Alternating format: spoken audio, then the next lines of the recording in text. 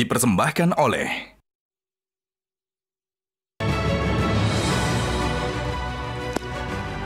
Selamat malam para pemirsa, ketemu lagi di Hot Room dengan saya Hotman Paris. Timnas Indonesia gagal menuju final Piala Asia U23 tahun 2024. Masyarakat kecewa, pemerintah kecewa, apalagi pemain kecewa. Namun masih ada satu harapan apabila mengalahkan Irak untuk merebut juara 3 dan sekaligus piala ke Olimpiade.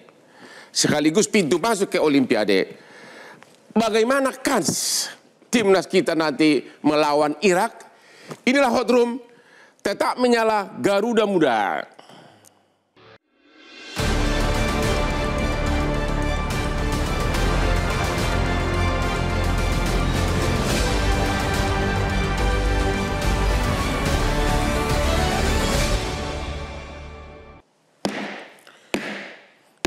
Anda tahu apa rahasia?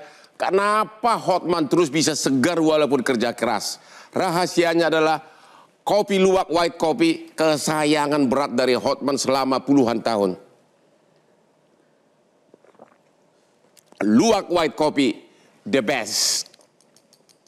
Oke, kita lihat dulu grafis berikut ini untuk melihat penguasaan bola waktu melawan Uzbek.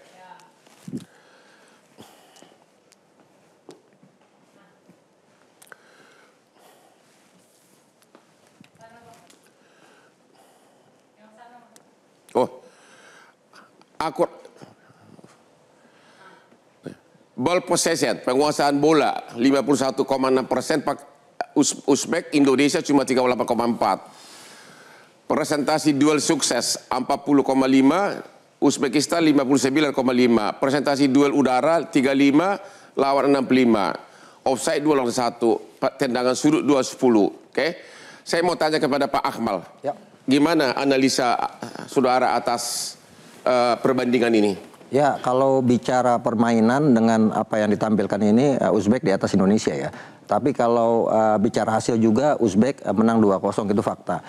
Kita ada kekurangan di pertandingan kali ini adalah bahwa kita kurang banyak kuasai bola, kemudian juga ada sedikit kelemahan ketika double pivot kita agak turun ke belakang, ke bawah, fokus bertahan, sehingga kemudian ketika kita melakukan serangan, beberapa kali serangan balik, tidak ada yang mensupport di lini tengah, sehingga kemudian peluang-peluang yang kita dapatkan, misalnya kita hanya dapat 4 peluang, kemudian 0 target, sementara kalau kita lihat Uzbekistan peluangnya itu 28 kali dia dapat peluang dengan 4 on target, 2 diantaranya menjadi gol. Ada akurasi umpan ini yang nggak kelihatan ketika kita lawan Australia, ketika kita lawan Jordan, ketika kita lawan Korea. Akurasi umpan kita di atas 80%, tapi sekarang akurasi umpan kita 70,1. Ini yang kemudian menjadi penyebab kenapa permainan tim nasional Indonesia tidak jalan, sehingga kita kemudian mampu dikurung oleh Uzbekistan yang bermain di lini tengah cukup kuat. Jadi tidak sekalipun tendangan menuju gawang ya? Tidak ada. Dari 4 peluang yang kita dapatkan, tidak ada satupun yang mengarah ke gawang. Ini kenapa? Apakah karena penyerang kita yang tidak ada Rafael atau apa? Iya, salah satunya tidak ada Rafael Struijk. Kemudian Ramadan Sananta tipikal striker yang berbeda dengan Rafael Struijk. Rafael Struijk itu kan kemudian sangat mobile, bisa pegang bola, kemudian bisa tarik lawan. Sementara Ramadan Sananta ini tipikal target man, bola harus sampai dia dan dia harus eksekusi. Itu yang membedakan gitu. Kehilangan Rafael Struijk emang sangat berpengaruh terhadap pertandingan melawan Uzbekistan, karena lini serang kita, tridente kita, Witan, Marcelino, kemudian Rafael Struijk digantikan oleh Ramadan Sananta. Ini yang kemudian nggak berjalan begitu efektif, makanya kemudian Ramadan Sananta diganti di babak kedua. Jadi Pak Justin, ini racikan STY yang kurang mantap atau apa nih, kok bisa sekalipun nggak bisa mencapai gawang bolanya? Enggak, kalau seorang pemain tidak bisa passing, itu bukan salah pelatih. Kalau seorang pemain tidak bisa shooting, itu bukan salah pelatih. Kalau pemain passing bisa, shooting bisa, tapi gameplaynya tidak berjalan, nah itu baru salah pelatih. Yang di sini sekarang menurut Anda, pelatih atau pemain yang kurang? Oke, kita lihat 4 match sebelumnya, kita menguasai dengan Akmal tadi bilang akurasi passing cukup tinggi. Untuk bisa menjalankan sebuah serangan game plan yang bagus, itu akurasi passing minimal 85%. Kita 70, which is very low. Kalau saya bilang ini murni pemain tampil terlalu tegang, pemain-pemain yang biasa menggendong kita, Justin Hubner, Ivar Jenner, Rafael, Arhan, Rizky Ridho, itu drop semua. Ya. Jadi ini kolektif di hari itu kita turun. Dari menit pertama, dari detik awal kita sudah tidak bisa pegang bola. Sampai saya kan siaran, saya bilang, ini pemain pegang bola 3 detik aja nggak bisa. Gimana kita mau menyerang? Ya. Tapi saya rasa tidak fair untuk menilai timnas ini hanya dari satu pertandingan. Ya. Karena ini semifinal. Kita bukan leha-leha bisa masuk ke semifinal. Ya. Berkat bekerja keras. Dan saya rasa semoga ini menjadi pelajaran yang bagus untuk pemain. Biar tidak tampil tegang. Yang sudah lewat-lewat, kita fokus, nasib masih di tangan kita. Kita ketemu Irak yang menurut saya lebih bagus ketemu Irak daripada ketemu Jepang. Jadi kita masih bisa lolos. Apa karena kelelahan atau tegang waktu lawan Uzbek? Kalau saya bilang pressure itu terlalu tinggi ya. Kenapa itu? Apa, terlalu sering main handphone, dia dengar chatting dari Indonesia atau apa? Gini. Dengan teknologi sekarang, apa yang terjadi di Indonesia, detik ini, detik berikutnya mereka tahu. Ya. Okay? Mereka juga tahu ada pengusaha memberikan uang, which is good. Dan kalau bisa sebanyak mungkin 23 M. Ya. Kalau bisa lebih banyak, is good. Ya. Belum mereka juga tahu di banyak nobar di mana-mana. Ya. Sampai kasus MNC boleh nobar atau tidak, ya kan? Ya. Terus mereka juga tahu sampai ke daerah-daerah, kota-kota kecil, alun-alun, mereka lihat begitu banyak. Ini kan semua pressure yang secara tidak langsung, mereka ingin membuktikan. Tapi kalau kita ingin membuktikan berlebihan, stuck, terkunci. Nah, sebenarnya ada bagusnya kalau saya bilang bahwa kita dikembalikan ke bumi. Bahwa kalian ini hanya bisa perform kalau sebelah-sebelahnya bekerja keras. Bukan ada karena sinergi. Bukan karena striker Indonesia memang belum ada yang bisa diandalkan. Enggak, striker itu kan tugasnya cetak gol. Kalau di tengah belakang nggak bisa pegang bola, nggak ada bola. Makanya saya kurang begitu setuju apa yang dikatakan Akmal. Saya rasa tidak fair untuk menyalahkan Sananta. Saya rasa kalau ada strike pun nggak akan jalan juga. Karena memang nggak dapat bola. Bahwa Sananta tipe striker yang berbeda, agree. Bahwa Sananta harus disuplai, agree. Yang supply Witan sama Marcelino. Tapi di tengah pun pegang bola nggak bisa. Kenapa itu? Menurut Anda kenapa nggak bisa pegang bola? Ya tegang. Mereka gampang sekali kehilangan bola. Nathan, terutama Nathan sama Ivar yang biasanya jadi motor dari sisi menyerang, dari sisi bertahan. Positioning salah, meremehkan, terlalu gampang pegang bola sehingga mungkin dari 90 menit, 10 menit terakhir di babak pertama kita agak bisa ngimbangin. Habis itu kita selesai. Oke Pak, Nur Alim. Ini mantan pemain di mana dulu? Di Persija, Bang. Persija. Menurut Anda secara mental, apa yang terjadi waktu lawan Uzbek? Benar apa yang dikatakan Bang Justin, ya. Dari pertandingan kita di Jordania, terus Australia, sampai kemarin ke lawan Korsel, itu sudah hampir klimaknya itu mana, ya. Jadi kita juga terpengaruh juga mengenai masalah recovery-nya, istirahatnya, Bang. Kenapa itu? Ya, Bang Osman lihat sendiri kan, pertandingan lawan Korea, ya kan, itu sampai 2 kali 45 plus ditambah waktu tambahan, plus juga ditambah adu penalti apa. Semuanya itu menguras mental dan fisik, Bang Osman. Nah, apa yang tadi dikatakan Bang Justin, pertandingan kita melawan Uzbekistan, jadi kita nggak maksimal untuk buat bermain seperti kita melawan Korea. Itu juga kan karena dari pemain Uzbekistan itu beda tipikalnya bermain. Bedanya apa? Bedanya karena pemain Uzbekistan itu fresher, Bang. Jadi pemain belakang itu juga kasarnya panik lah atau apa. Karena pertahanan kita tuh pressernya di depan dia. Jadi membuat kesalahan dari pemain-pemain, kesalahan dari pemain belakang. Disitulah dimaksimalkan. Jadi menurut Anda ini memang benar-benar kelebihan dari pemain Uzbek? Ya, karena Uzbekistan ini juga mempunyai stamina, postur badan juga dia bagus atau apa. Di situ dimaksimalin. Dan saya lihat yang tadi pertandingan kemarin, bahwa 15 menit mungkin instruksi dari pelatih, mereka harus maksimalkan dulu untuk 15 menit dibikin kesalahan dari permainan di Indonesia. Ternyata nggak berkembang lah permainan Indonesia karena pressernya terlalu di depan pertahanan Indonesia, Bang. Oke, kita mau tanya dulu, ada dari Zoom ada ya? Pak siapa tuh? Pak Fahri Hussein. Fahri Hussein. Halo Pak, halo, selamat malam Pak. Ya, selamat malam, Bang Arman. Oke, bagaimana pandangan Anda terhadap kekalahan timnas kita? Apakah karena memang mental atau apa penyebabnya? Ya, dari statistik tadi kan sebenarnya sudah menjelaskan semuanya ya.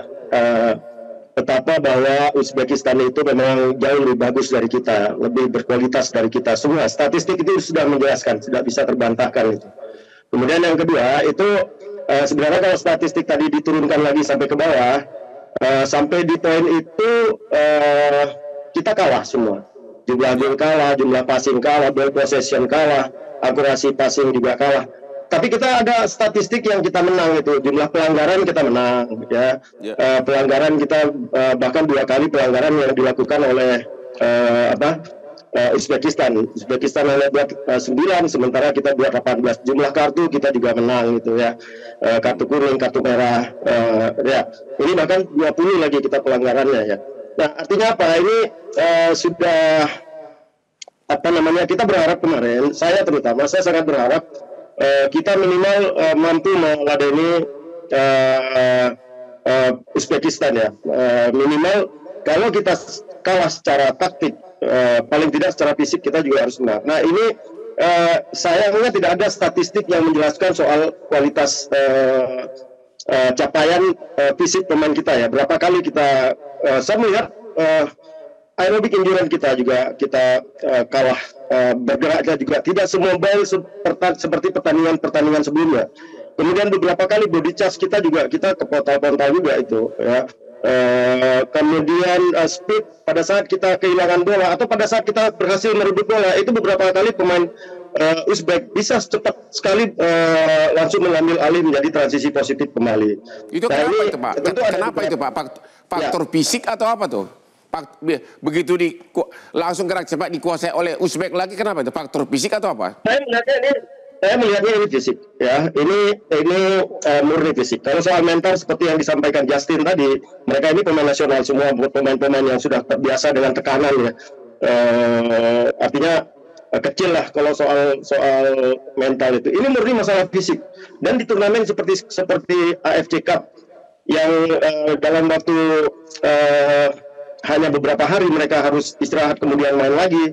Ini kebugaran fisik ini penting sekali menurut saya, karena ketika fisik itu melemah, ketika fisik itu turun, semua faktor teknik, skill, taktik, mental itu akan terpengaruh semua.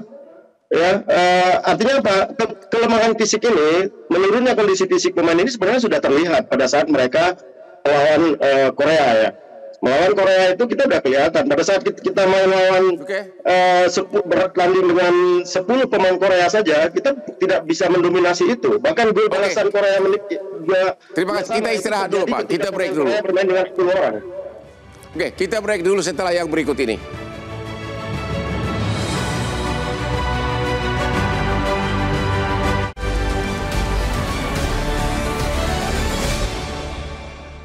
Dipersembahkan oleh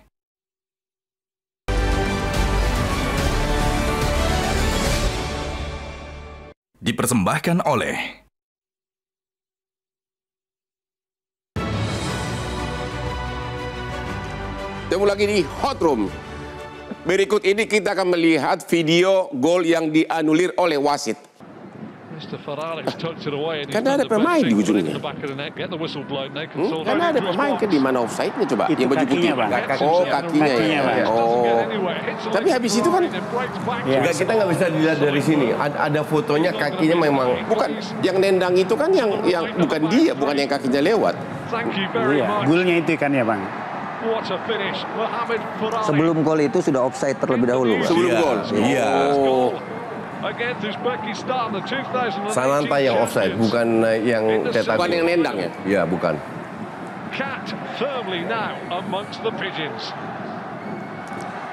Oke, Pak. Oke, Pak Justin. Ya. Apa analisa Anda, saudara? Ya, siapa yang offside? Yang nendang atau yang mana? Bentar, kalau kita lihat tadi di foto sebelumnya, yang ambil patokan itu garis putih. Garis di kotak penalti. Di situ kelihatan, nah di sini. Kelihatan kaki yang paling deket itu kakinya Sananta. Ya. Dari situ sudah kelihatan bahwa ini offside. Baru dekat kan kalau itu? Belum nyampe garis putih? Belum. Nggak, dibanding kaki orang lain. Pemain Uzbek. Ya. Jelas kita lebih offside, ke arah offside. Jadi dari sini aja udah kelihatan tanpa VAR harus tarik garis bahwa kita offside. Jadi yang bukan yang nendang bola yang offside? Bukan. Sananta yang offside dan dia terlibat dalam proses terjadinya gol. Maka dari itu untuk saya ini sah offside. Dan bahkan kemarin kalau nggak salah satu mantan wasit ya. Jimmy Napitopoulos juga mengatakan bahwa ini offside. Jadi menurut Anda sia-sia PSSI ngadu ke FIFA? Enggak, kalau in this case nggak ada hubungannya. Nggak ada hubungannya? Enggak. Katanya mau bikin protes, tapi kalau menurut Anda ini offside benar? Enggak, kalau saya bilang ini nggak perlu diprotes. Yang diprotes itu kartu merah. Bukannya VAR-nya yang angle-nya tergantung melihat dari sudut mana? Ini yang jadi masalah. Jadi VAR di Asia ini nggak ada yang semi otomatis seperti di Eropa atau apa.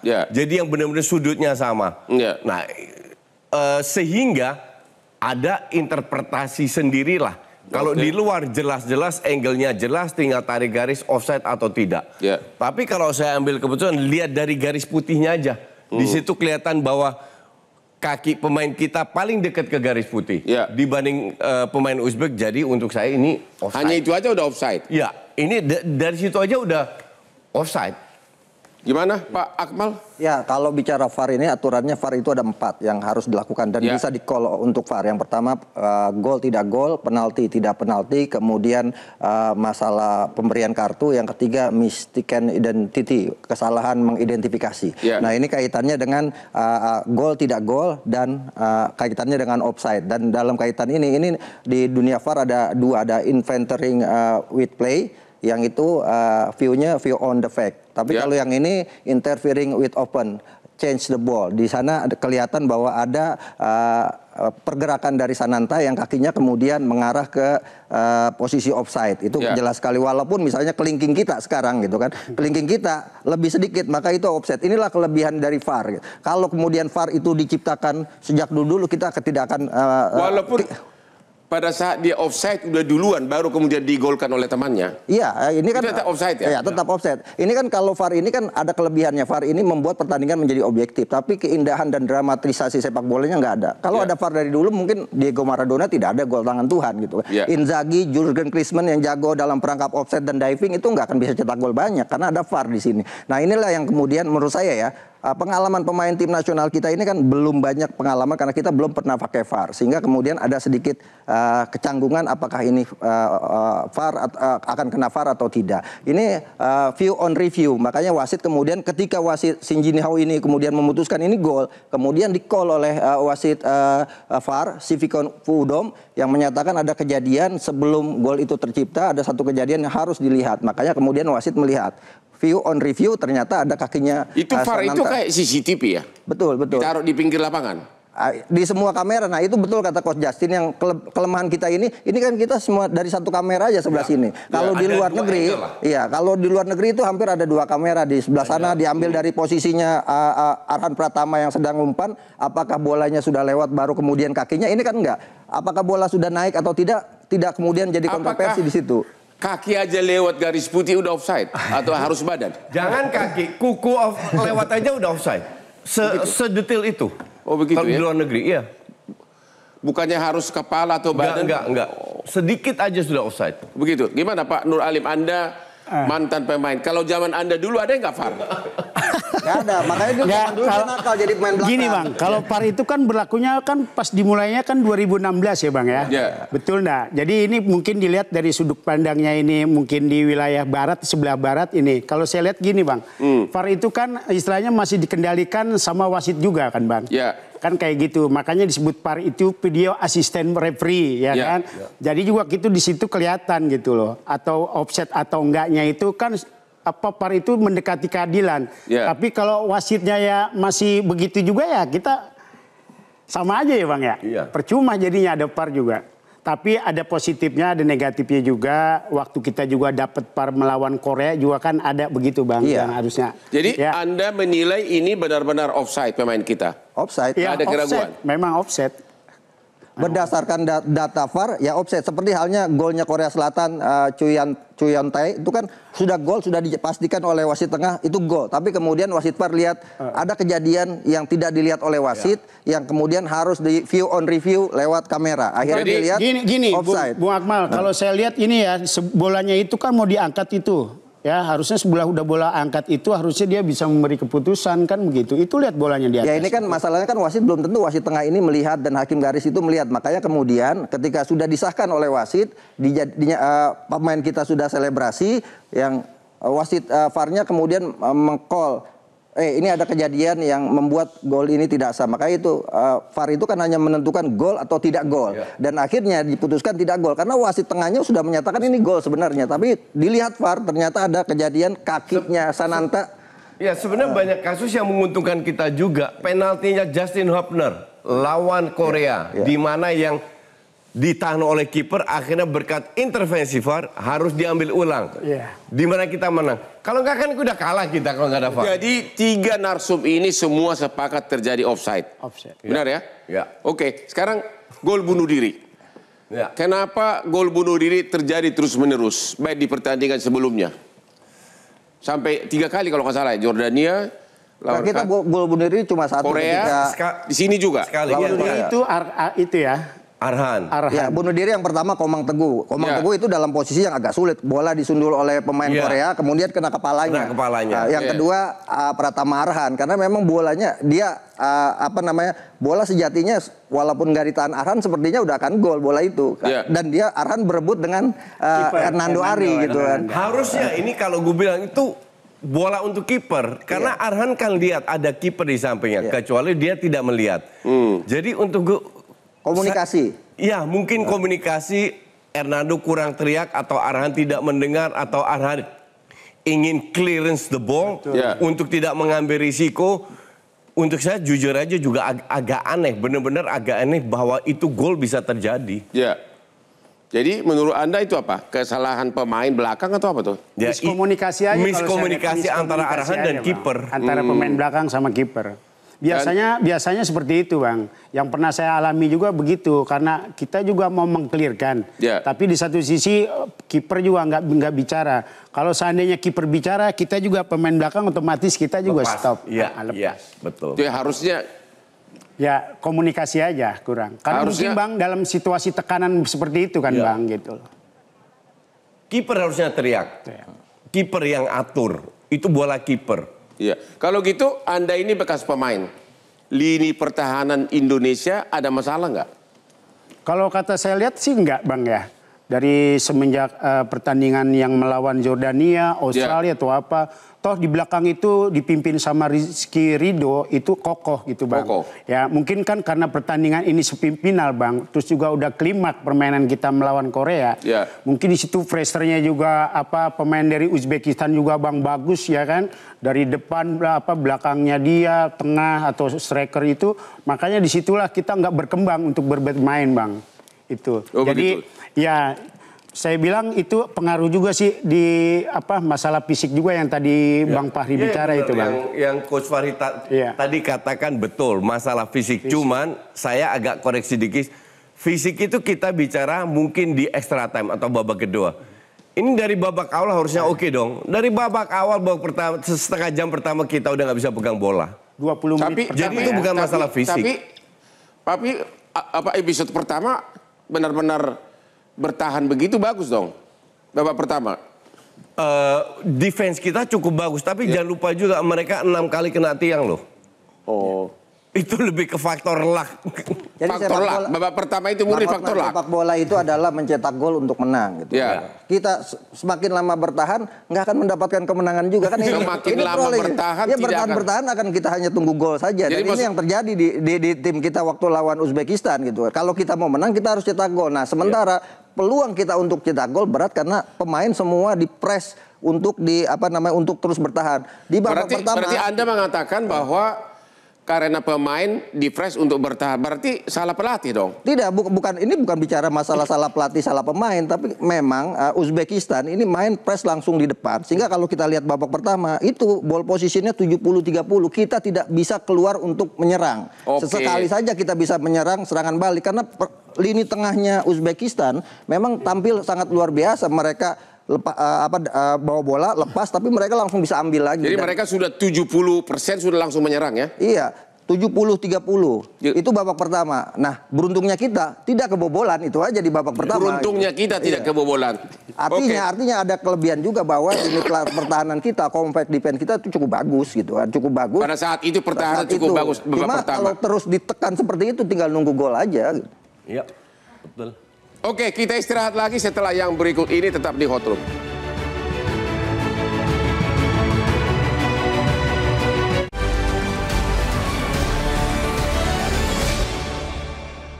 Dipersembahkan oleh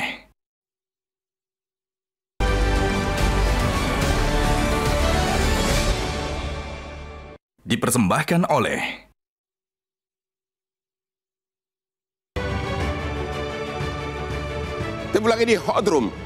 Apakah pemirsa tahu bahwa Sintayong, pelatih timnas Indonesia, mencontoh dari Hotman memilih kopi yang tepat? Karena Sintayong hobinya adalah dia sangat suka minum kopi, luwak white kopi. Benar-benar hobi kami sama. Dan kebetulan kami berdua sama-sama sukses berkat white kopi luwak. Aduh, kesayangan Hotman ini kopi terbaik. Halo Pak Arya Sinulinga yang sedang berada di Qatar melalui Zoom. Ya Bang, siap. Kok sekarang sudah berubah lagi? Kirain udah pakai sorban. Oke, Pak Arya. Ya. Apa yang Anda lihat pada saat tim kita kalah pada saat itu? Apakah Anda ikut ke ruang ganti? Apa keluhan dan perasaan mereka? Keadaannya waktu itu? Ya kan saya sepakat lah dengan kawan-kawan mengatakan bahwa Uzbek ini memang bagus ya permainannya. Mereka sangat kompak, teknisnya juga baik, body badannya juga bagus banget. Tadi benar bahwa kita beberapa kali body charge juga kalah gitu ya. Pressure mereka bagus, kita harus akui itu. Nggak boleh kita pungkiri. Kemudian pemain-pemain kita juga dibandingkan ketika melawan Yordania juga nggak begitu. Atau waktu melawan Korea ya. Jadi memang agak melemah gitu ya kemarin dibandingkan yang sebelumnya. Tapi sayangnya, kan gitu, sayangnya adalah kenapa harus ada seperti wasitnya tidak begitu bagus memimpin lah. Sehingga kami PSSI melakukan protes terhadap mereka. Ya, protes terhadap mereka. Jadi kalau kita lihat kemarin permainannya, setelah dia nulirnya gol kita itu teman-teman tuh adik-adik kita itu langsung down itu Bang, jatuh mentalnya. Makanya nggak lama kemudian kan gol tercipta ke gawang kita. Kemudian juga mengenai seperti Ridho lah, gitu kan. Itu kan sangat cepat sekali dan dia kan narik kaki juga. Itu pun kita lihat sebenarnya masih bisa diperdebatkan.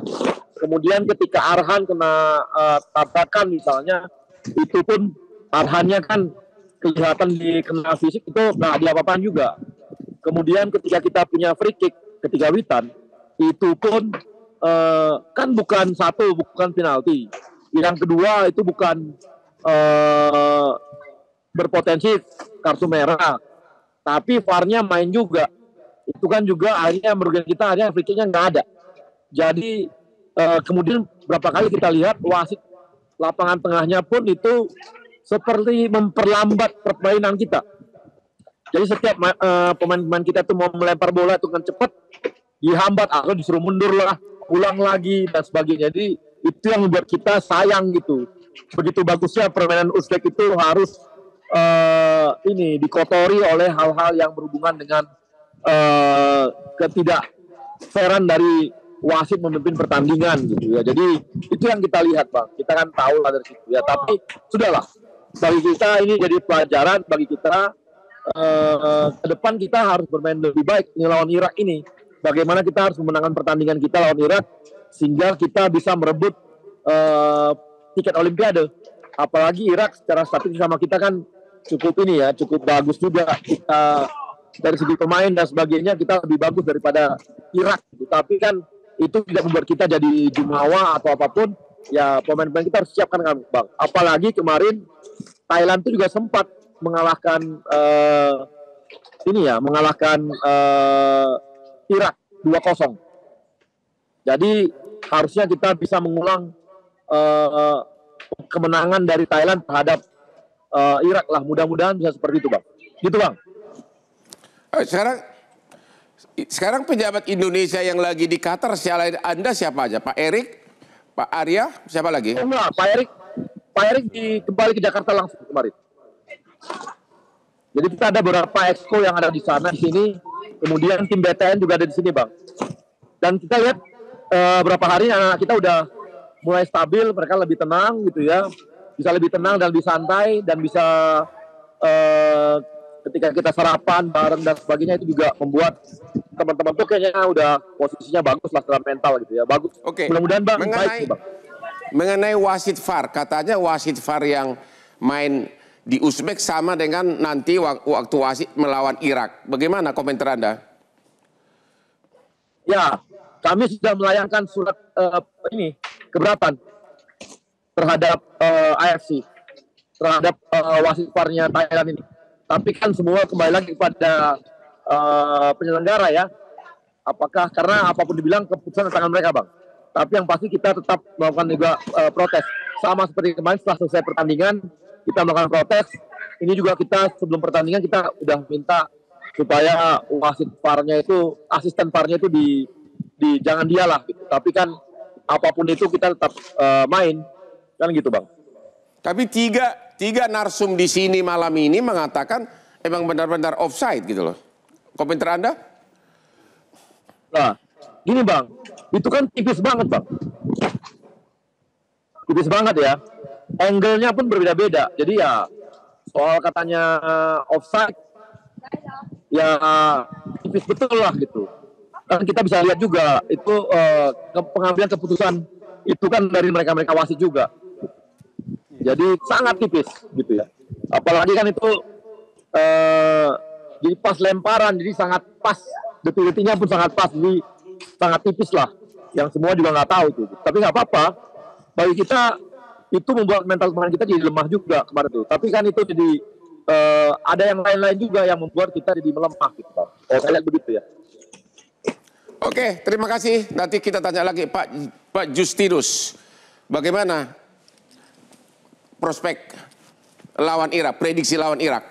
Ya, saya kira apa yang terjadi dengan wasit dan apa-apa, saya sangat setuju dengan apa yang Coach Neil Maizar tadi katakan, bahwa kita nggak usah mikirin wasit, nggak usah mikirin diri kita sendiri aja. Dan apa yang terjadi hari pertama Sintayong menyiarkan ulang pertandingan tersebut, pemain lihat, tinggal bilang semua pemain lihat kesalahan apa yang dia lakukan. Ya, oke. Kita punya kekurangan, semua tahu, fisik, endurance, body dan lain. Tapi jadi lawan Irak gimana kira-kira? Kita sudah membuktikan bisa, kita punya peluang, for sure kita peluang. Emang Jordan fisiknya nggak lebih bagus dari kita? Emang Korea fisik nggak lebih bagus kita? Australia nggak, kan lebih bagus juga semua. Buktinya kita bisa membuktikan kok. Bermain sesuai dengan kapasitas kita, dengan percaya diri tinggi, main lebih tenang, we can win this game. Secara fisik Irak dibanding dengan Jordania, Australia gimana? Nggak usah. Dari semua tim yang kita hadapi, kita paling lemah. Dari semua tim. Dari semua. Tapi buktinya kita bisa 4 kali menang kok dengan fisik yang lebih lemah. Ya. Jadi it's not an issue. Masalahnya adalah kalau fisik Indonesia yang Coach Fahri tadi katakan kita lemah, itu betul, itu setuju. Tapi kan bisa disiasati dengan dari awal sudah bermain bagus sehingga kita mendapatkan moral booster untuk bisa ngegas lagi, jangan sampai extra time, cukup 90 menit. Ya, Pak Fahri di Zoom. Halo. Ya, siap. Bagaimana strategi berikutnya melawan Irak menurut Anda? Kita sudah pernah ya beberapa kali melawan tim-tim dari Timur Tengah ini, dan Irak juga perjalanan Indonesia dengan Irak sampai ke babak semifinal ini sebenarnya hampir sama. Dua tim ini sama-sama memasukkan 7 gol, kemasukan 7 juga ya. Sama, Indonesia 7, Irak juga 7. Kemudian babak penyisihan juga sama-sama pernah sekali kalah, 2 kali menang. Jadi hampir sama, menarik ini. Dan yang menarik menurut saya ini adalah Irak ini pada saat babak penyisihan grup itu kalah dengan musuh bebuyutan kita di ASEAN ini, di lawan Thailand ya. Mereka kalah 2-0 dengan gol pertama melalui open play, melalui crossing, kemudian yang gol kedua melalui set piece, corner, heading. Artinya apa? Ada peluang buat timnas Indonesia ini untuk memenangkan laga ini ya, karena Irak juga satu-satunya pertandingan yang mereka tidak kebobolan itu hanya pada saat mereka lawan Vietnam saja itu. Ya, pada saat melawan Vietnam, mereka menang 1-0. Yang lainnya mereka kemasukan, menang tapi kemasukan. Nah ini harusnya sudah menjadi analisa, menjadi catatan bagi tim pelatih untuk melihat di mana kelebihan kelemahan pemain Irak ini. Nah, yang saya sampaikan tadi mengenai kelemahan fisik, saya tidak menyebutkan pemain Indonesia dari awal fisiknya lemah, tidak. Tapi di pertandingan lawan Korea itu udah mulai kelihatan penurunan fisiknya. Nah, kelihatan sekali semakin kelihatan itu pada saat melawan Uzbekistan. Kita kalah semua sudah. Jadi yang disampaikan tadi itu analisa statistik teknik sepak bola itu kita kalah ya, kecuali pelanggaran kita menang. Nah, saya yakin kalau misalnya ada lagi analisa fisik, kita juga kalah gitu. Ya, kita kalah cepat, kalah kuat, kalah kalah lincah juga. Ini yang tinggal sekarang seberapa cepat recovery akibat kelelahan itu bisa dikembalikan oleh tim pelatih dan stafnya itu untuk menghadapi Irak nanti. Itu. Terima kasih Pak Fahri. Terima kasih Pak Fahri. Pak Akmal. Ya. Anda setuju secara fisik kita lemah atau gimana? Ya, pertandingan kemarin waktu kita lawan Uzbekistan, artinya ini tinggal kita manfaatkan recovery kalau selama dengan Irak bagaimana langsung perbandingan saya fisiknya? Saya melanjutkan apa yang disampaikan Coach Fahri. Kita secara statistik melawan Irak ini imbang ya. Imbang. Di Piala Asia ini. Kita pernah kalah. Betul, enggak, artinya di Piala Asia ini. Okay. Sebelum kita kemudian kalau bicara rekor pertemuan, kita satu kali ketemu pada 2016 kita kalah 6-0 lawan Irak. 6-0. Ya. Kita pernah kalah 6-0 waktu itu eranya pelatih Popedahan, kemudian pemainnya ya Ferry Rotin Sulu, Zulkifli Syukur, Hendra Ridwan, beda pemain ya. Kan ini kelompok umur. Artinya kalau kelompok umur kan sejauh mana perkembangan tim kelompok umur masing-masing negara. Jadi tidak kemudian acuan yang kemarin bisa dijadikan rujukan saat ini. Bagaimana sekarang kita mengembalikan mental para pemain. Nah, kalau bicara saya lanjutkan, bicara pelanggaran misalnya kita 64 pelanggaran. Sementara Irak 52. Kartu kuning itu pun hampir mirip. Kita dapat 8 kartu kuning, 2 kartu merah. Irak dapat 8 kartu kuning, 1 kartu Jadi merah. Jadi apa yang kira-kira yang perlu prioritas utama melawan Irak ini? Apa yang harus dilakukan? Ya, kepercayaan diri pemain harus dikembalikan. Setelah pasca kita kalah dari Uzbekistan. Bang, pokoknya semua harus STY. Semua terus yakin bahwa kita bisa menang. Oh, STY terus yakin. Selalu semua terus yakin bahwa kita bisa menang. STY itu. Nur Alim, kapten kita Rizky Ridho nggak main ya nanti. Ya. Tapi Rafael kembali. Bisa kembali. Gimana kira-kira analisa Anda? Ya, kalau saya lihat gini Bang ya, benar ya kata yang saya luruskan sama Bang Fahri juga, bahwa sekarang ini kan kita juga harus evaluasi nih Bang, nggak adanya Rizky Ridho, ya kan? Berarti di sini peluang kita masih ada untuk mendapatkan tiket ke Olimpiade. Jadi di sini Rafael itu sangat berperan apa bukan?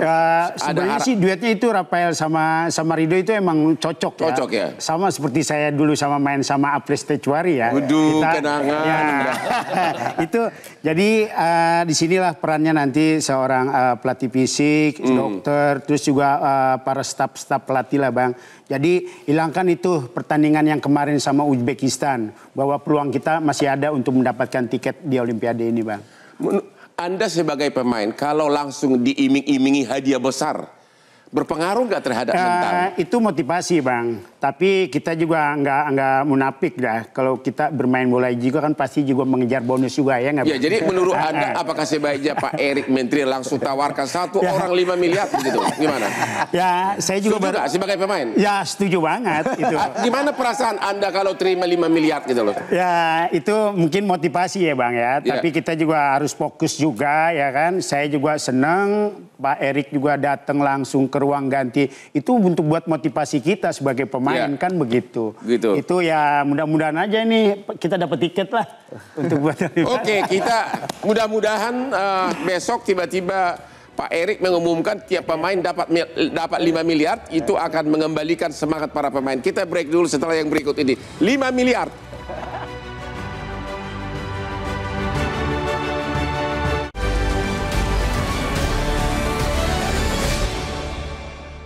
Dipersembahkan oleh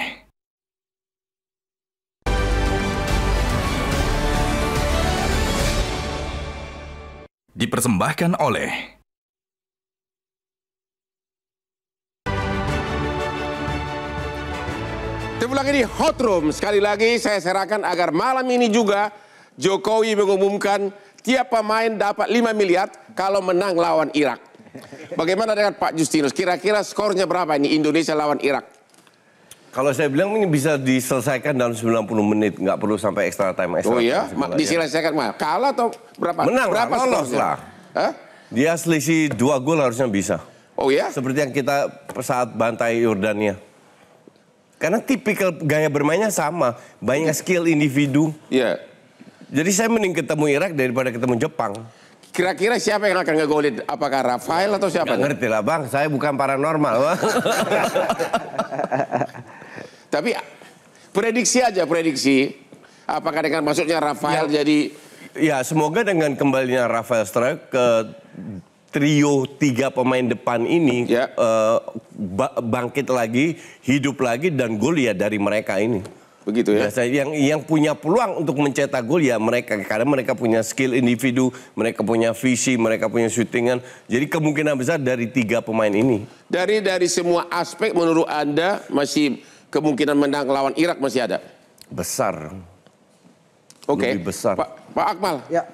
Tebak-tebakan dulu, kira-kira berapa skor ini lawan Irak? Sepak bola itu momentum, Abang. Yeah. Momentum kita lagi bagus saat ini kan, tim nasional kita. Tapi kita mengalami fakta bahwa lawan Uzbekistan kita kalah. Nah, momentum untuk bangkit inilah yang menjadi PR kita. Kita mampu bangkit atau tidak dari momentum ini. Kalau bicara Irak, yang harus diwaspadai Irak dari 7 golnya, 3 diantaranya penalti.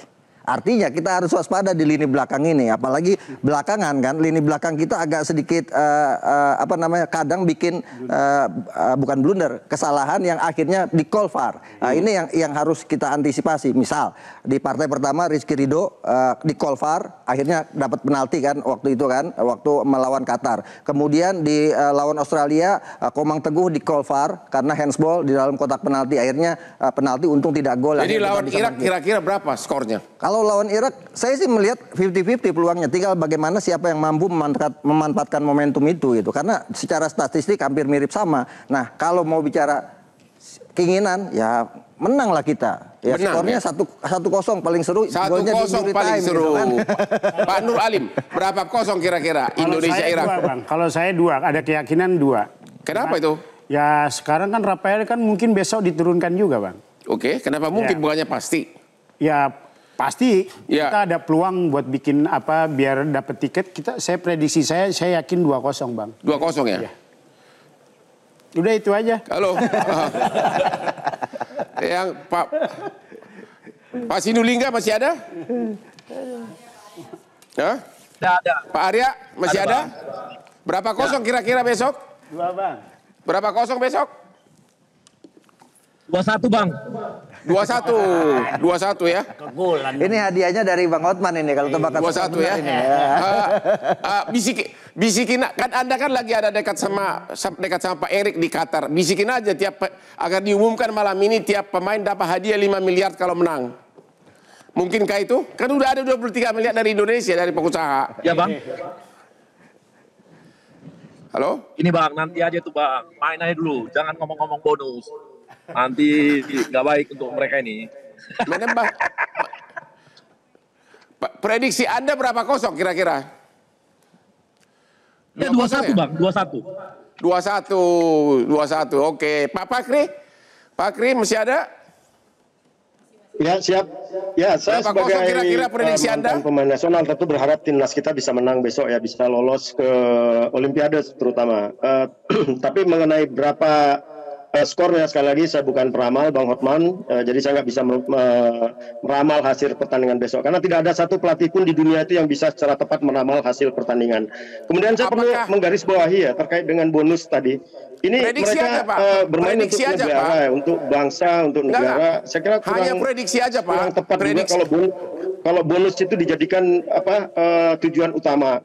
Ya, sebagai bonus itu kalau mereka mau cari itu mereka carinya di klub profesional itu. Ya, bukan pada saat membela negara itu kejar-kejaran bonus itu gitu. Bahwa bonus itu diberikan untuk apresiasi, oke, itu silakan. Tapi jangan sekali-sekali bargainingnya itu bonus. Berikan kami bonus dulu baru kami akan main untuk meraih kemenangan itu. Itu nggak tepat. Ini soal nasionalisme. Nasionalisme itu nggak bisa diukur dengan berapa banyak bonus yang diberikan itu. Ini saya perlu prediksi sampaikan Bapak itu. Berapa kosong Pak skornya? Prediksi Bapak berapa? Ya sekali lagi saya sampaikan, tidak ada satu pelatih di dunia itu yang bisa meramal hasil pertandingan Bang Hotman. Ya, saya hanya berharap mereka bisa memenangkan laga besok. Ya, mengenai berapa besarnya skor itu saya bukan peramal. Sekali lagi saya bukan peramal. Tapi Anda yakin Indonesia kansnya bagaimana? Kansnya bagaimana melawan Irak besok? Kalau soal peluang saya kira sangat terbuka ya. Kenapa saya bilang terbuka? Di laga penyisihan grup Irak ini pernah kalah 2-0 lawan Thailand. Thailand itu musuh bebuyutannya kita di ASEAN ini. Nah, artinya apa? Ini tantangan juga buat STY. Jadi bisa nggak kita mengarahkan? Oke, terima kasih Pak. Oke, demikianlah akhir dari diskusi kita malam ini. Saya pun memprediksi Indonesia akan menang 2-0. Namun mudah-mudahan Pak Jokowi masih belum tidur agar Pak Jokowi malam ini mengumumkan tiap pemain akan dapat 5 miliar apabila mengalahkan Irak. Demikianlah akhir dari diskusi kita ini. Jangan lupa menonton Hot Room setiap hari Rabu jam 9 hanya di Hot Room Metro TV. Yuk kita tonton.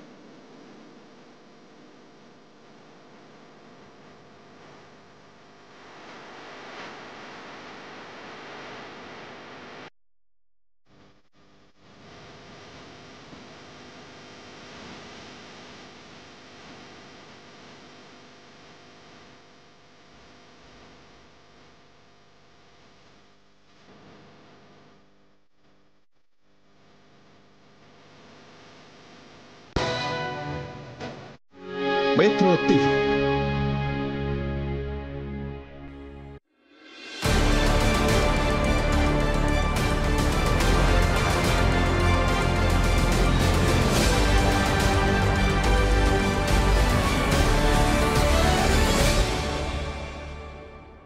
Dipersembahkan oleh